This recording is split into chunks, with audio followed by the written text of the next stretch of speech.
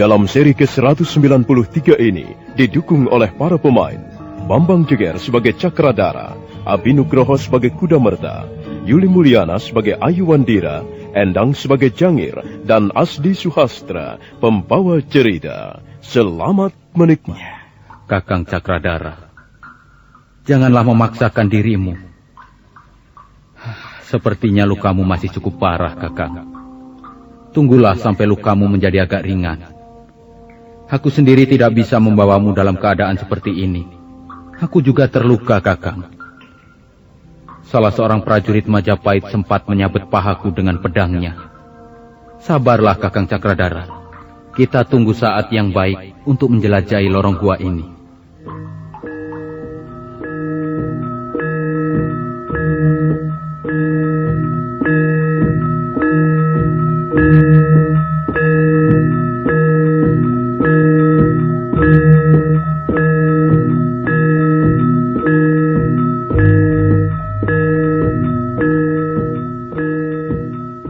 Akhirnya Cakradara menurut apa yang dikatakan Kuda Merta. Mereka istirahat di mulut gua beberapa hari lamanya. Kuda Merta terpaksa mencari lumut-lumut air untuk sekedar pengganjal perut. Kadangkala dia berhasil menangkap beberapa ekor ikan sungai yang berenang tidak jauh dari tepian goa.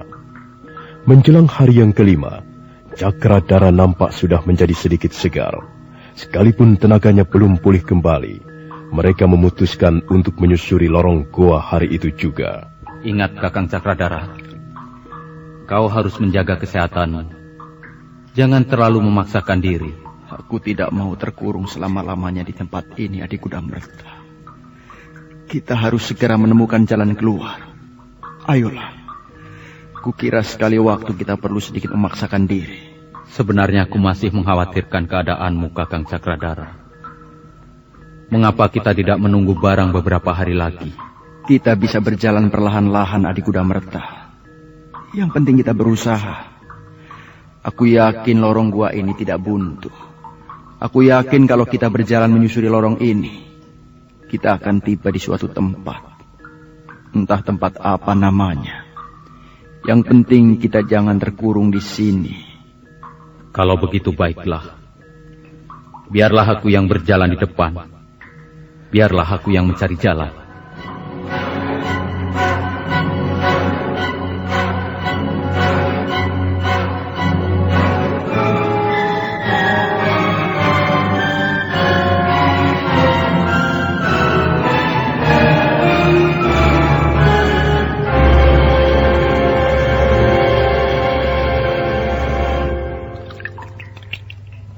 Kuda Merta mulai melangkah perlahan-lahan menyusuri lorong yang gelap.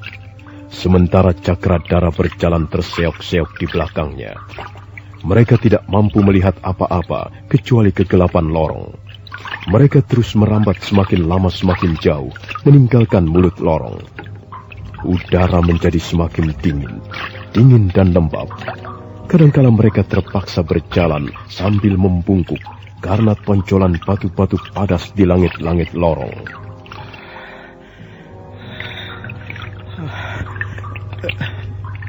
Tunggu sebentar, Adik Kuda Merta. Kita istirahat dulu. Kakang, sepertinya lorong gua ini bercabang menjadi dua. Mana yang harus kita pilih, Kakang? Sebaiknya kita memilih ke arah kanan. Kita pilih saja lorong yang lebih lebar. Iya. Mudah-mudahan saja kita tidak salah memilih lorong. Kalau sampai kita menemukan lorong buntu, kita benar-benar akan terkubur di tempat ini, Kakang.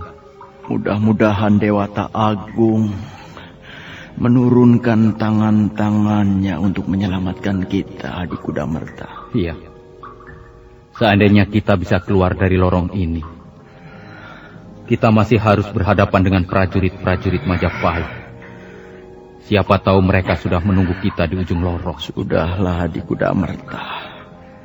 Sekarang kita menjadi dua orang buron. Iya. Kita menjadi musuh pemerintah Majapahit. Jaya negara tidak akan membiarkan kita hidup. Kita pasti akan terus diburu. Diburu dan dibinasakan.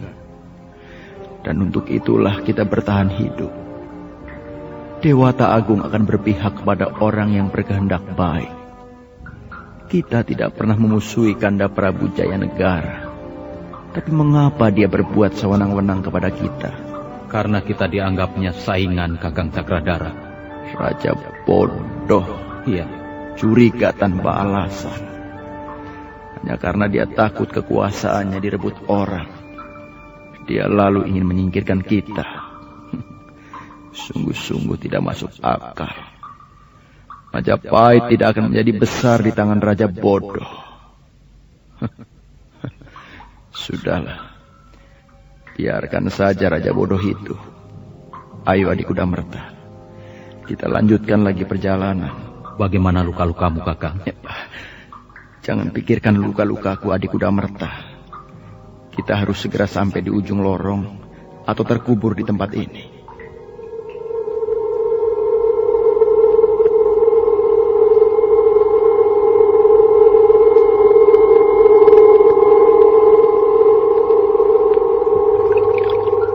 Dan mereka pun kembali meneruskan perjalanan menyusuri lorong goa. Mereka sudah tidak menghiraukan lagi rasa lapar dan lelah. Mereka tidak tahu lagi kiblat, arah utara selatan ataupun barat timur. Mereka hanya sekedar mengikuti panjangnya lorong sambil meraba-raba di dalam kegelapan. Sekali waktu Kudamerta dan Cakradara merasa lapar, dan mereka terus berjalan sambil menjamret lumut-lumut yang menempel dinding goa untuk dimakan. Tanpa mereka sadari, mereka sudah 2 hari 2 malam berjalan di dalam kegelapan. Pada hari yang ketiga, Cakradara melihat warna terang di kejauhan.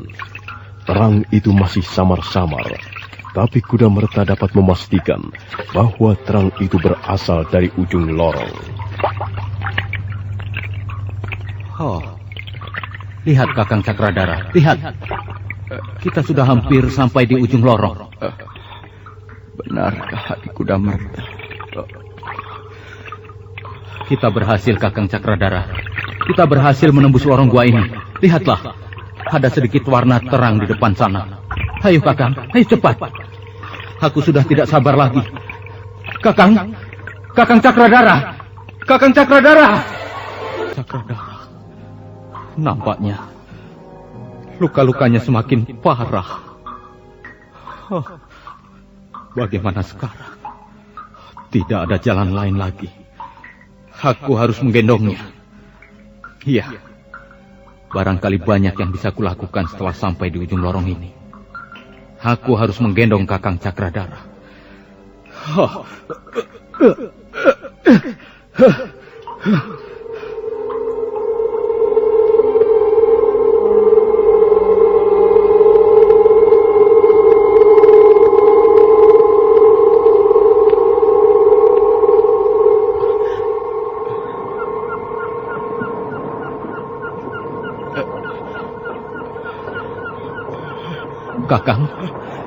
Kakang Cakradara, kita sudah sampai di ujung lorong, Kakang.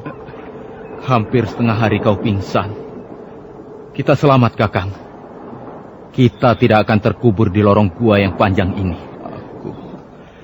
Aku seperti mendengar suara pantai. Sekarang kita memang berada di sebuah pantai, Kakang. Entah pantai apa namanya. Rupanya ujung lorong ini terletak di sebuah pantai.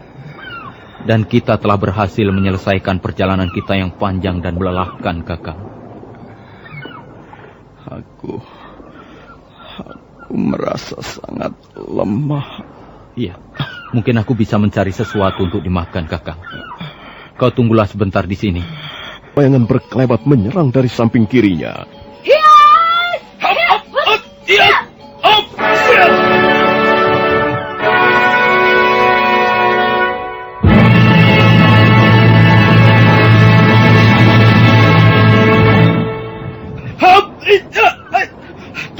Tunggu dulu. Mengapa kau menyerangku? Kau pasti penjahat yang bersembunyi di sekitar tempat ini. Sekarang aku akan menangkapmu. Tunggu dulu.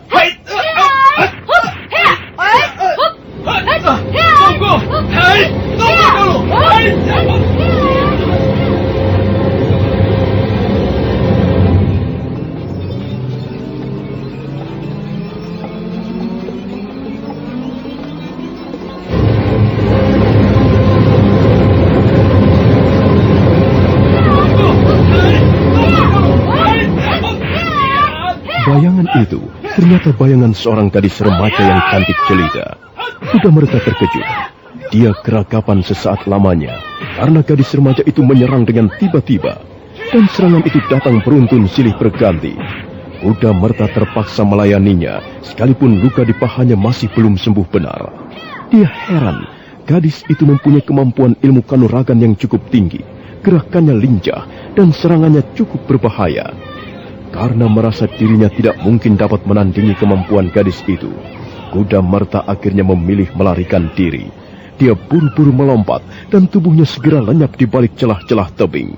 Jangan lari! Hah, awas kau!